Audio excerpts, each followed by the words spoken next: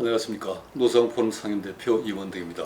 오늘 명사대담에는 이호수 전 영남대 총장님을 초대 손님으로 모셨습니다. 이총님 안녕하세요. 네, 안녕하세요. 멀리 대구에서 봐주셔서 감사합니다. 반갑습니다. 예. 네. 이 총장님은 경제학에서 굉장히 유명한 이호수 그렇죠. 블로그를 운영하고 계시죠. 사실 굉장히 어려운 일인데 이건 이 블로그를 가끔 들어가 보면 지속적으로 4차 산업혁명, 상주경제 이에 관한 글도 쓰시고 관심을 가지고 계시는데 이게 우리한테 어떤 의미가 있을까요? 지금 시대에? 그래서 제가 볼 때는 이 경제 발전 단계가 지금 우리가 이행하는 시기에 들어와 있다 하는 생각을 제가 이야기에 대해서 처음에 문제의식을 갖게 된 것은 그게 구글이라든지 애플이라든지 이런 업체들이 산업사회에 가장 그 선도적이고 지배적인 위치에 있었던 그러한 철강 산업이나 자동차 산업이나 이런 것을 앞지르는데 그런데 기업의 경영 그 전략이나 패턴은 완전히 다른 방식을 쓴다는 것이죠. 그래서 이게 경제 패러다임이 지금 바뀌는 것 같다. 그래서 이게 어떤 변화가 지금 시작되고 있는가 하는 것이 내가 1차적인 그 관심이었어요. 그래서 이제 우리가 그렇지 않습니까? 경제 패러다임이 바뀌면 패러다임이 바뀐다는 것은 경쟁 질서가 바뀐다는 것이란 말이죠. 그러니까 패러다임 전환기에는 새로운 패러다임을 선도한 자는 엄청난 기회를 갖지만 기존의 패러다임에 갇혀 있는 사람은 결국은 경쟁력을 상실하거나 망하게 된다는 것이죠. 그런 의미에서 4차 산업혁명이 분명히 현재 4차 산업혁명이 일어나고 있다는 것이 확실하다면 그것은 인류 문명사의 대전환기에 지금 들어와 있다. 그리고 패러다임 대전환기에 들어와 있다. 따라서 새로운 패러다임으로 적응하지 못하는 개인, 기업, 대학, 국가는 결국은 쇠락할 수밖에 없다. 그러니까 엄청나게 중요한 의미를 갖고 있다. 이렇게 생각하는 겁니다. 그리고 어렵게 학문적으로 하면 패러다임의 대전환, 아까도 이제 경쟁 질서의 변화. 그렇죠. 결국은 이제 이게 의미하는 것은 어떤 국가, 어떤 기업, 어떤 개인이 시장 또는 경쟁에서 이기느냐, 이 성패가 갈리는 그렇죠. 그런 게 이제 결정하는 원리가 바뀐다는 거죠. 그렇죠. 이게 사실은 모든 국가, 기업, 개인에게 그렇죠. 대단히 중요한 의미를 가지는 게 맞습니다. 그게 이제 생산 방식이 다 바뀌죠. 그렇죠. 유통 방식도 바뀌죠. 소비 방식도 바뀌죠. 이게 다 바뀌는 거죠. 그래서 기본적으로 생산 과정에서 경쟁을 하든 그게 유통 과정에서 경쟁하든 경쟁하는 방식이 바뀌었는데 새로운 방식이 기존의 방식을 압도한다는 것입니다. 그러니까 비용 면에서는 훨씬 저렴한데 효율 면에서는 훨씬 압도적으로 앞서니까 기존의 방식을 계속 유지하는 자는 살아남지 못한다. 아마 이런 맥락에서 이런 책을 쓰시지 않나 싶은데 일찍 2014년에 제가 알기에 매일경제신문사에서 창조경제라는 책을 쓰셨죠. 이 책을 쓰시게 된 배경도 비슷하다고 그렇습니다. 보십니다. 그게 그 배경에 대해서 한번 말씀. 그게 이제 아까 말씀드렸듯이 제가 이제 총장을 마치고 연구실에 돌아오면서 경제학자로서 이제 공부를 제대로 좀 해야 되겠다 하는 생각을 갖고 그래서 이제 경제 관련 여러 가지 이제 세계 경제의 흐름이나 한국 경제의 흐름이나 이런 자료들을 검토하는 과정에서 그래서 아까 말씀드렸듯이 그 애플이라든지 구글이나 페이스북이나 이런 것들이 기존의 거대 자본이 지배하던 이런 그 자동차 산업이나 철강, 석유, 화학 이런 기업들을 다 앞지르기 시작한다. 그런데 거기에 보면 그 기존의 산업 경제에서는 결국은 자본과 노동의 경쟁이었단 말이죠. 그래서 거대 자본을 가진 그 미국이나 이런 쪽이 세계 경제를 거의 지배하고 있었고 그리고 그러한 기업들이 또 노동력이 값싼 중국이나 이런 쪽으로 이동하는 결국은 경쟁 질서에서 핵심은 자본과 노동이었어요. 네. 그런데 지금 페이스북이나 구글이나 애플이 그런 방식인가? 가만히 보니까 그거는 창의적 지식을 핵심 생산 요소로 하는 것 같다. 창의적 지식. 예. 그러니까 이게 핵심 생산 요소가 바뀌는 것 같다. 네. 그러니까 우리가 농경 사회의 핵심 생산 요소는 토지지 않습니까? 네. 그 우리가 이제 3대 생산 요소를 토지, 노동, 자본 이렇게 보통 경제 원론에서 이야기하지만 농업 경제 시대는 토지가 핵심 생산 요소였는데 산업 경제 시대는 자본과 노동이 핵심 생산 요소였어요. 그런데 창의적 지식이 핵심 생산 요소인 새로운 시대가 지금 오고 있는 것 같다.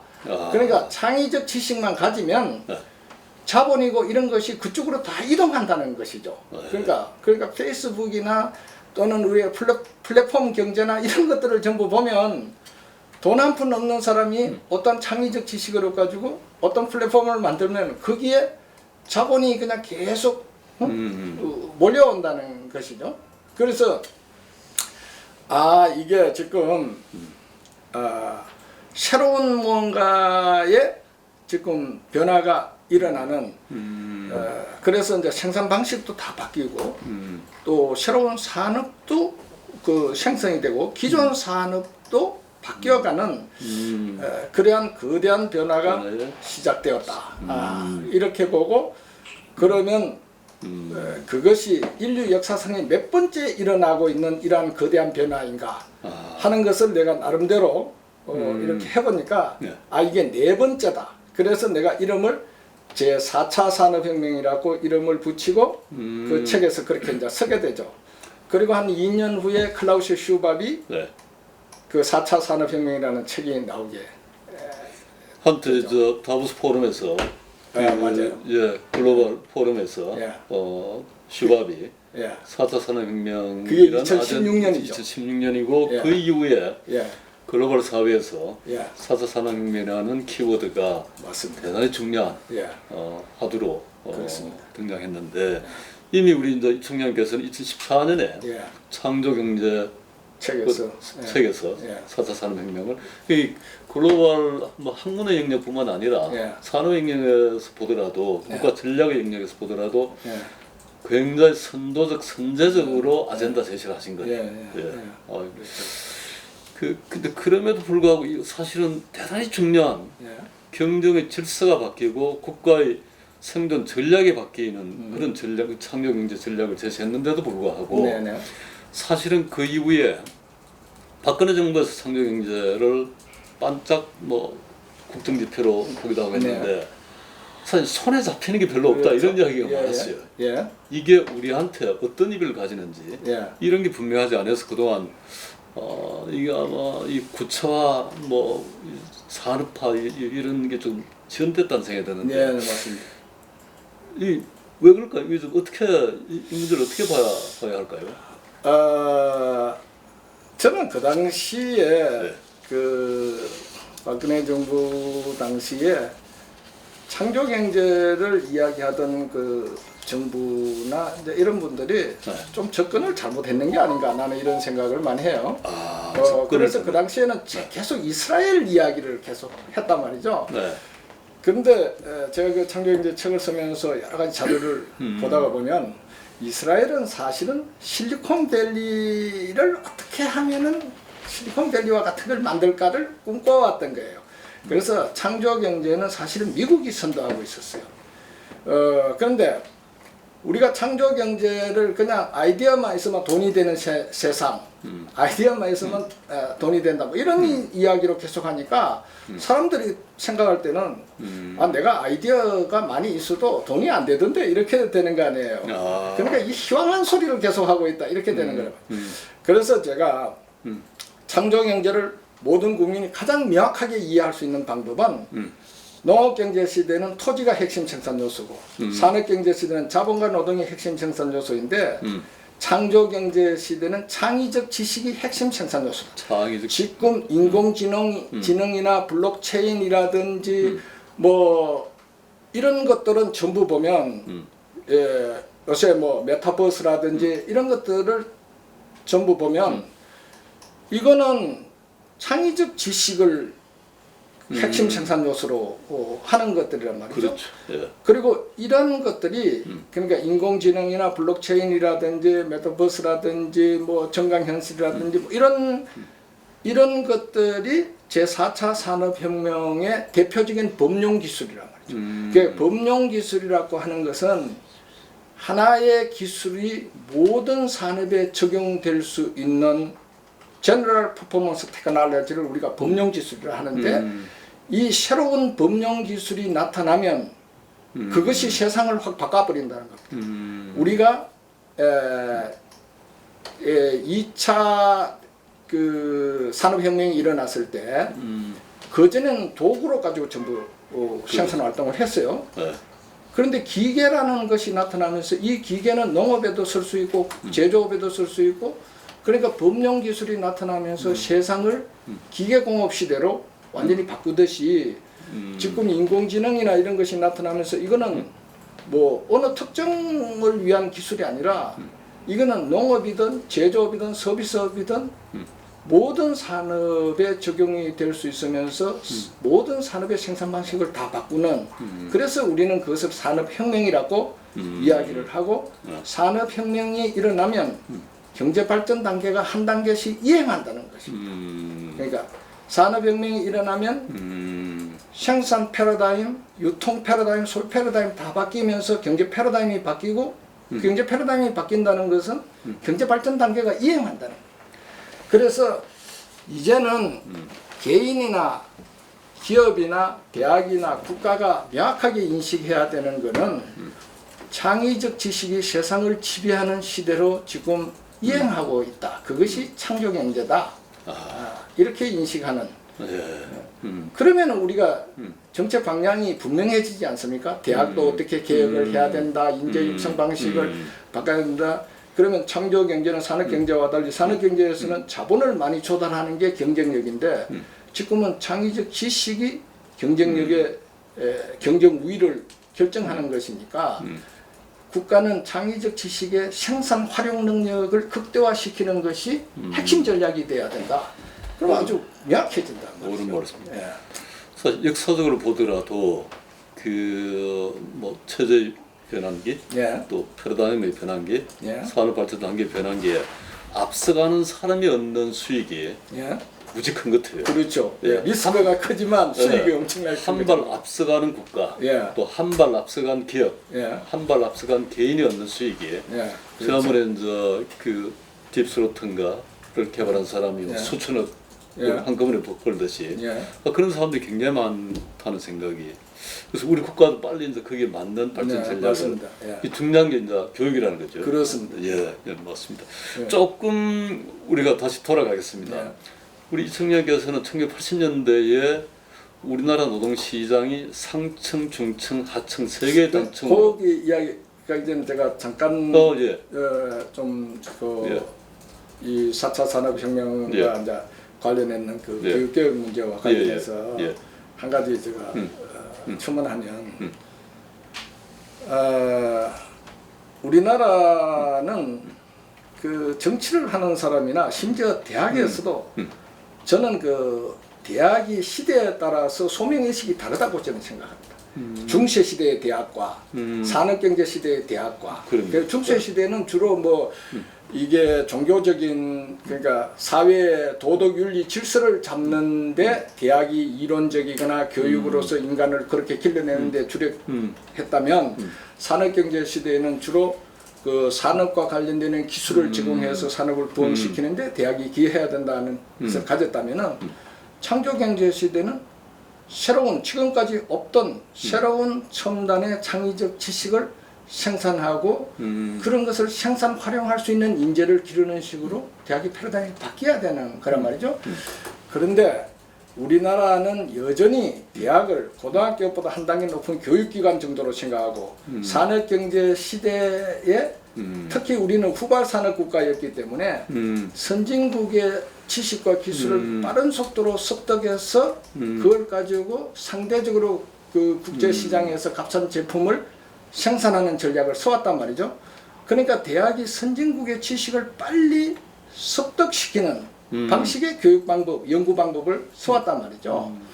그런데 창조경제 시대는 선진국의 지식을 가져온다 하는 거는 이게 말이 안 되는 거죠. 그러니까 그래서 선진국보다 먼저 새로운 지식이나 기술을 개발해야 되는 게 초점인데 그런데 최근에 어떤 현상이 있었냐. 지난 13년간 우리나라는 대학 등록금을 동결시켰어요. 그리고 교육부가 나서서 대학을 시시콜콜한까지 통제를 하고 있습니다. 그러다가 보니까 최근에 영국의 대학 평가 기관인 QS 평가에 의하면 우리가 2014년에 아시아 탑 10에 우리나라 대학이 3개가 들어있었습니다. 2014년에. 그런데 원래 2021년에 탑 10에 한 개의 대학도 없어요. 후퇴 대단한 엄청난 엄청난 후퇴죠. 네. 그러니까 뭐 서울대 같은 게 뭐 4위에 있다가 17위로 떨어지고 뭐 이런 식인데 그것뿐만 아니라 우리나라 대학의 77%가 2021년에 그 전년도에 비해서 아시아 대학의 순위에서 다 밀렸어요. 그런데 중국하고 우리나라하고 대학의 육성 전략이 확연히 달랐어요. 그러니까 중국은 등소평의 211 공정에서 시작해서 985 공정, 111 공정을 거치면서 38개의 대학을 세계 초일류를 만드는 국가 전략을 가지고 있었어요. 그래서 거기에는 천문학적인 돈을 쏟아부었어요, 대학에. 그래서 대학이 제가 강조하는 것은 글로컬 이니시아티브 유니버시티가 필요하다. 글로컬 이니시아티브 유니버시티는 대학이 지식 생산에 있어서 첨단 지식 생산에서 글로벌 경쟁력을 갖고 그래서 글로벌 시장이나 국가나 지역에 있어서의 새로운 산업을 선도할 수 있는 그런 대학을 육성해야 된다는데 그런 전략이 없다는 거죠. 대학 총장을 하시고 평생 대학에서 교육자로 역할을 하셨으니까 우리 대학의 문제점에 대해서 누구보다도 정확하게 알고 또 미래 발전 방향에 대해서 구상을 가지고 계시라는 생각하는데 다시 노동 문제로 좀 돌아오겠습니다. 아까 내가 잠깐 말씀드리다가 일찍 1980년대에 우리나라 노동 시장을 분석하면서 우리 노동 시장이 상층, 중층, 하층 세 개 단층으로 신분사회 같은 단층으로 구성되어 있다. 지금 그 분석이 지금도 유효합니까? 네, 그렇다고 생각합니다. 그러면 그런 관점에서 볼 때 우리 노동 시장의 가장 큰 문제점은 뭐라고 진단하시는지요? 그러니까 우리나라는 거의 그 상위단층 쪽에는 상위단층이라는 게 뭐 일반 시민들이 알아듣기 쉽게 이야기하면 대기업 중심의 그 정규직 노동시장이라고 이제 볼 수 있겠죠.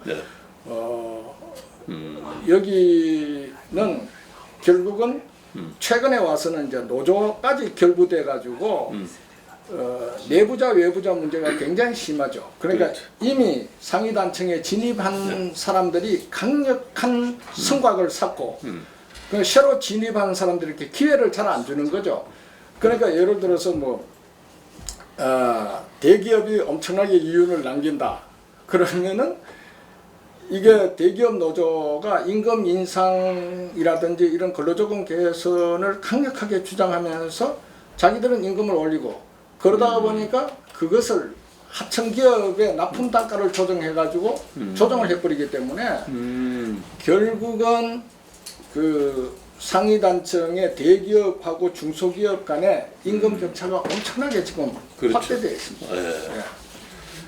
뭐 실태 혹시 그런 문제가 과거보다도 훨씬 심화됐죠. 심화됐죠. 기업 규모 간 임금 격차가 훨씬 심화되었고 또 하나의 큰 문제는 그런 문제가 있기 때문에 이제 하위 단층이 주로 비정규직 노동 시장이거든요.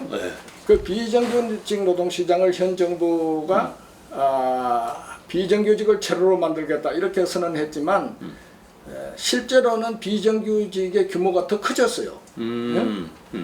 그래서 노동시장이 이와 같이 강력하게 경직화되면 정규직 중심으로 경직화되면 기업은 사람을 뽑는 것을 굉장히 주저할 수밖에 없고 그래서 기업은 가능한 비정규직으로 해서 자기들이 고용 관리를 효율화하기 위해서 그러다 보니까 비정규직은 계속 확대되는 이러한 문제.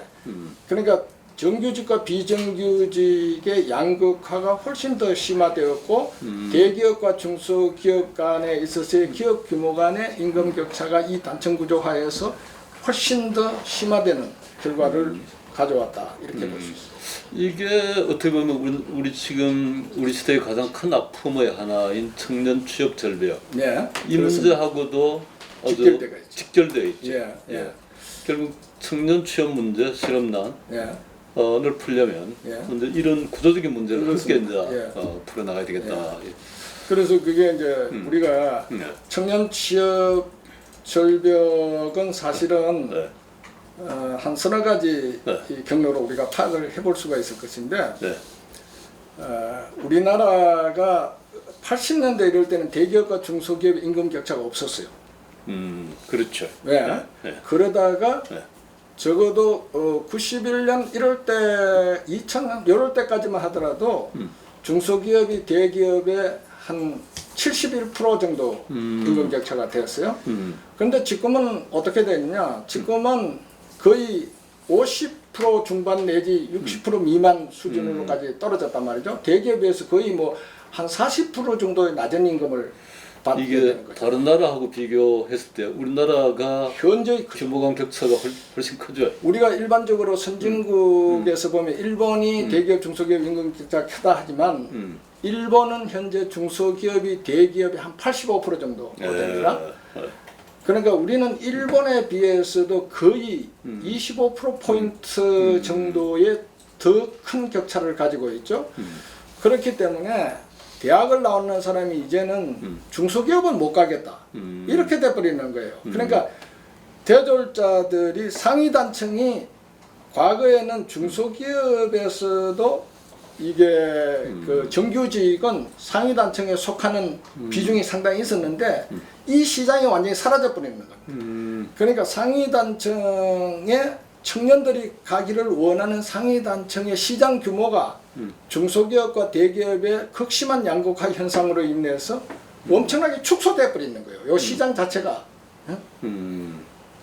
거기다가 아까 이야기했듯이 대기업이 이제는 사용자와 노조와 이게 서로 내부자 그것을 형성해서 일종의 단합 관계라고. 그렇죠. 그래서 예. 그래서 자기들 임금을 올리면서 납품 단가 조절해서 중소기업은 임금을 못 올리는 것을 구조적으로 만들어 버리고 그리고 자기들 임금 올리니까 새로운 인력은 채용하지 않고 또 자본은 국내에 투자하기 어렵다고 생각해 가지고 투자선을 또 해외로 다 돌려요. 그러니까 이 청년들의 일자리가 2중 3중으로 지금 줄어들고 있는 겁니다.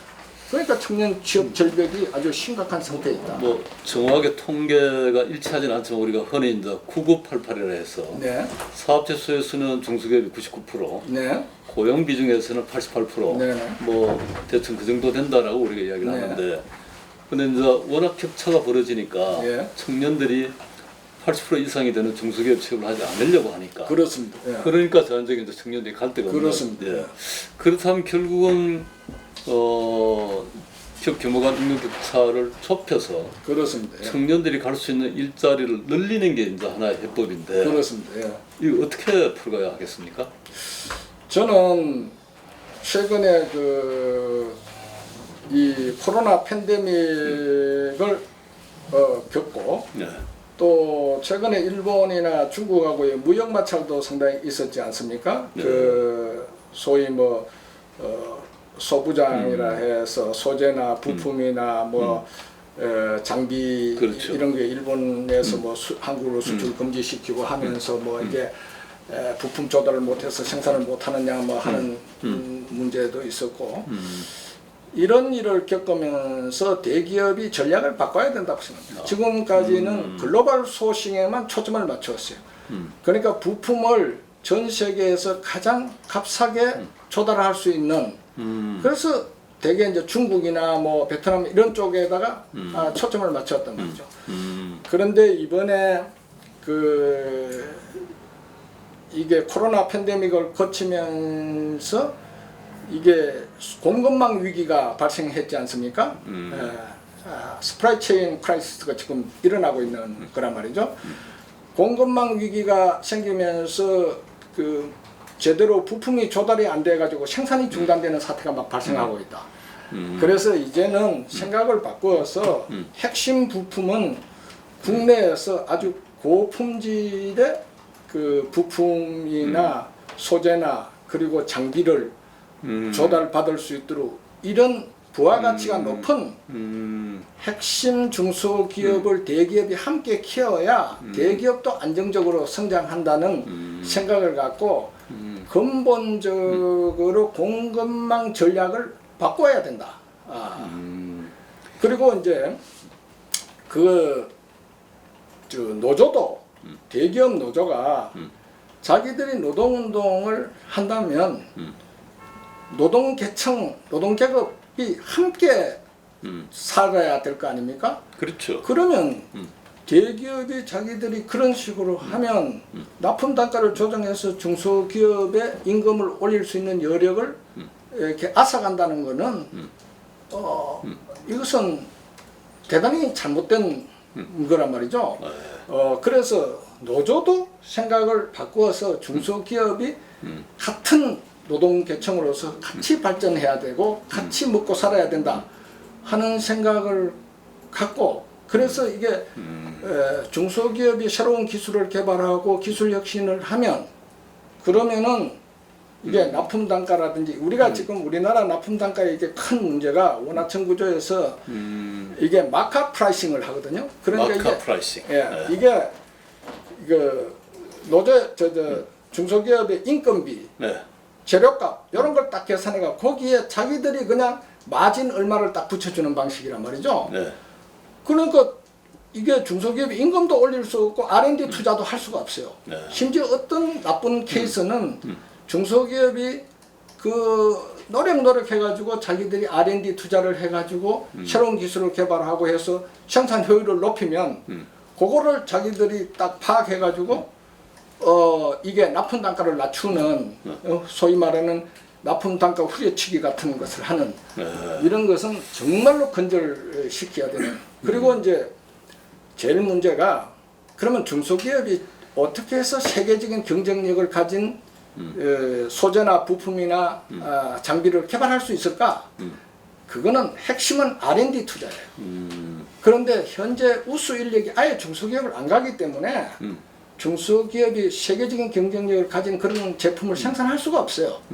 그래서 정부가 뭐 중소기업 지원 정책 해가지고 온갖 이렇게 콩고물 나누듯이 이게 돈을 나눠가지고 실제로 중소기업에 도움이 안 되는 이거를 내가 볼 때는 상당히 통합을 해서 자금을 중소기업의 R&D를 지원하는데 집중 지원해야 한다. 그래서 중소기업이 R&D 부서를 갖고 R&D에 대한 예를 들어서 인력은 적어도 대기업과 별 차이가 없도록 임금을 줄 수 있도록 그렇게 하고 일부분을 국가가 당분간 보조를 해서 그래서 중소기업의 R&D 역량을 세계 탑 수준으로 끌어올리는 국가 전략을 세워야 그래야 중소기업이 부가가치 높은 제품을 생산할 수가 있고 그래야 대기업과 중소기업의 임금 격차를 좁혀갈 수 있는 길을 우리가 찾아갈 수 있다. 그렇게 생각합니다. 임금 격차, 대기업과 중소기업의 임금 격차가 줄어들면 이거는 노사 모두에게 또 대기업과 중소기업 모두에게 결국은 사실은 덕이 되겠죠. 그렇죠. 국가에도 덕이 되고. 그렇습니다. 그리고 소비성이 또 늘어나고. 그렇죠. 그리고 청년들 일자리도 광범위하게 넓어지니까. 그래서 이거는 어느 누구 한 주체의 몫이 아니고 대기업과 노동조합과 또 R&D를 지원하는 정부 모두가 함께 그렇습니다. 공동으로 노력을 해야 되겠다 이런 생각을 합니다. 자, 또 하나 우리 이청님께서는 중요한 이론을 제창을 하셨는데 PDR 시스템 이론이라고 일찍이 이 모델을 개발하셨죠. 요걸 간단히 설명해 주시고 그다음에 요 관점에서 보았을 때 우리나라 지금 고용관계 또 노사관계 그 어떤 문제고 이걸 풀어가려면 그 방향을 네. 어떻게 제시하시는지 네.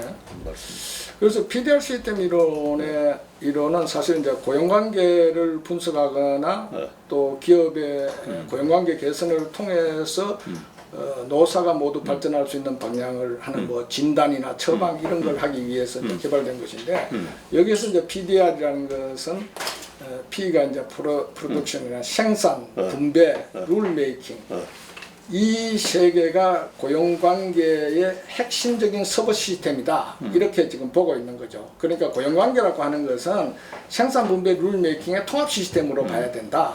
그리고 인체로 말하면은 이게 뭐 이 순환기라든지 또는 뭐 근육이라든지 이렇게 해서 하나의 생명체가 형성되듯이 그런데 이거는 엄청나게 강한 상호작용력을 가지고 있다는 겁니다. 그래서 우리는 지금까지 기업을 이야기할 때는 생산 시스템에 초점을 맞추었는데 이 생산 시스템을 우리가 이야기할 때는 주로 하드웨어 그 다음에 좀 진전된 게 소프트웨어 정도 이야기였어요. 근데 제가 볼 때는 생산 시스템은 휴먼웨어, 소프트웨어, 하드웨어의 서브 시스템으로 또 구성이 되어 있다. 이렇게 봐야 되고 그리고 생산 시스템의 가장 핵심은 휴먼웨어라고 봐야 된다. 그러니까 휴먼웨어는 그것은 휴먼 리소스를 크리에이티브 리소스로 바꾸는 것을 휴먼웨어라 한다. 그러니까 인적 자원을 창의적 자원으로 바꾸는 것을 휴먼웨어라 한다. 이렇게 했어요. 내가 이 휴먼웨어라는 개념을 처음 썼을 때에 MIT의 코칸 교수가 그것은 일본의 그 게이오의 그 시마다 하로우 그 교수하고 유펜의 맥다피 교수가 쓴 개념인데 이렇게 되었어요. 그래서 내가 그 논문을 다시 찾아보니까 그분들이 사용한 거는 도요타 자동차를 연구하면서 기계에 인간의 혼을 생명을 불어넣는다는 개념으로 쓰는 게 휴먼웨어 그 사람들의 개념이에요. 그러니까 제가 쓰는 휴먼웨어 개념은 그런 개념이 아니고 인적 자원을 창의적 자원으로 전환시키는 것을 휴먼웨어라 한다. 그래서 휴먼웨어는 이게 모든 인간은 학습, 창조, 협력 마인드를 가지고 있다는 겁니다. 태어날 때부터 인간은 새로운 것이 있으면 배우려고 하고 그것을 가지고 배운 것을 남보다 좀 다르게 표현하고 싶은 창조 마인드를 가지고 있고 그리고 남과 더불어서 그것을 빛내고 싶은 협력 마인드를 가지고 있다. 저는 이것이 생산의 핵심이라고 보고 이 학습, 창조, 협력 마인드가 고도로 작동할 수 있도록 분배 시스템과 룰 메이킹 시스템 그리고 소프트웨어 시스템과 하드웨어 시스템을 짜야 그래야 된다 하는 건데 이게 시대가 바뀌고 환경이 바뀌면은 이게 생산 분배 룰 메이킹 시스템이 다 바뀐다. 왜? 그 행위 주체들의 근로자라든지 사용자라든지 이런 행위 주체들의 의식 구조가 바뀌는 거예요. 예를 들면은 지금 청년들 우리는 사실 연공서열에 굉장히 익숙한 연공서열 임금 체계에 굉장히 익숙한 세대들이에요. 근데 최근에 이게 2030 세대들이 볼 때는 이 사람들은 이게 연공서열 임금 체계를 이해할 수가 없어요. 직군 임금 적게 주는 대신에 당신이 한 40, 50대 이래다가 애 놓고 키우고 결혼해가 애 놓고 키우고 할 때 더 임금 많이 주겠다. 이건 이해할 수가 없는 거예요. 현재 내가 기여한 만큼 나에게 임금을 달라. 그러니까 임금 체계를 반드시 바꿔야 된다는 겁니다. 이게 시대가 바뀌었고 해서 생산 방식도 바뀌고 다 바뀌기 때문에 지금은 단순히 경험 축적만으로 생산성이 올라가는 시대가 아닌 시대가 됐어요. 이제는 창의적 지식이 엄청난 생산력을 발휘하는 시대. 그렇기 때문에 저는 그 PDR 시스템 자체를 전체적으로 다 바꿔야 된다. 하드웨어 시스템도 바꿔야 되고 소프트웨어도 바꿔야 되고 분배 시스템과 룰 메이킹 시스템을 다 바꿔야 된다. 그래서 요사이 보시면은 뭐 이렇잖아요. 옛날에는 룰 메이킹 이런 걸 보면은 뭐 출퇴근 시간이 명확하고 뭐 근무 시간을 항상 제자리 지켜야 되고 근데 요새는 전부 재택 근무하고 뭐 출퇴근 시간 다 무너지고 그리고 뭐 옛날에는 뭐 출근복이 따로 있고 작업복이 따로 있고 근데 요새는 뭐 평상복으로 그냥 다니는 걸 편하게 하고 그래서 기본적으로 그런 걸 바꿔야 학습 창조 협력 마인드를 극대화 시대에 맞게 바꾸어야 극대화할 수 있기 때문에 고용관계 시스템의 대혁신이 필요하다. 그리고 우리가 이제 글로벌 한편으로는 글로벌 경쟁을 해야 되고 한편으로는 기술 변화 속도가 너무 빨라요. 그래서 유연화가 굉장히 그 경쟁의 핵심이 된 시대로 들어와 있단 말이죠. 그래서 유연하지 못한 개인이나 조직은 살아남을 수가 없어요.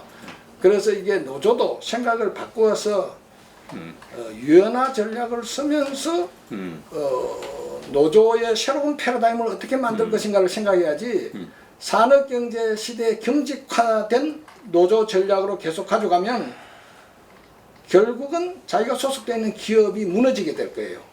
그러면 어느 순간에 갑자기 전체가 일자리를 잃는 황당한 상황에 직면할 수도 있다. 그래서 이제는 정말로 진지하게 노사정 모든 주체들이 시대의 변화를 진지하게 고민하고 그 속에서 전략의 대전환을 생각해야 될 시점이다. 이렇게 생각합니다. 이미 우리 노동시장 내부에 이제 그런 네. 조짐들이 네. 여기 아까 이제 2030 이야기하셨는데 뭐 그건 이제 MZ 세대라고 하는 맞아요. MZ 세대, 2030 세대가 독자적인 노동자를 만들고 예. 독자적으로 연공임금 체계와는 다른 임금 체계를 요구하고 네. 그렇게 되는 것 같아요. 예. 그래서 이미 그런 단초들이 많이 나타나는데 이게 말하자면 이제 뭐 갈등으로 가서 사회적인 코스트, 기업의 코스트가 되지 않고 네. 하려면 새로운 변화를 수용하는 또는 뭐 이 변화에 따른 새로운 전략을 만들어가는 이런 그 노력들이 그렇습니다. 대단히 중요할 것 같아요. 새로운 룰 메이킹 노력들이 이게 하나의 룰이 아니라 새로운 발전 단계에서 총체적인 어떤 룰의 변화 이런 게 필요하다. 그래서 지금은 사용자가 갑의 입장에 있는 게 아니에요. 그러니까 지금은 창의적 지식이 옛날에는 자본과 노동 관계에서 자본이 노동에 대한 지배적 관계에 있었어요. 그런데 지금은 창의적 지식을 가진 사람을 확보를 못하면 기업은 경쟁력을 잃게 되어 있어요. 그러니까 창의적 지식을 가진 사람은 자기를 속박하면 언제든지 떠날 준비가 되어 있어요. 그렇기 때문에 이제는 사용자들도 그런 과거의 생각을 갖고 갑의 위치에서 인적 자원을 관리한다든지 노사관계에 접근하면 그것은 결국은 자기 기업의 경쟁력을 잃게 되는 것이다. 그래서 오히려 그런 인재를 어떻게 모시고 그런 인재들이 내 조직에서 즐거움과 행복감을 느끼면서 일을 하게 근무 환경을 어떻게 개선할 것인가를 끊임없이 고민하는 것이 그 사람을 감시 감독하는 것보다 훨씬 현명하고 효과적인 그 인적 자원 관리나 노사관계 관리 방식이라고 봐야 되겠죠. 좋은 말씀입니다.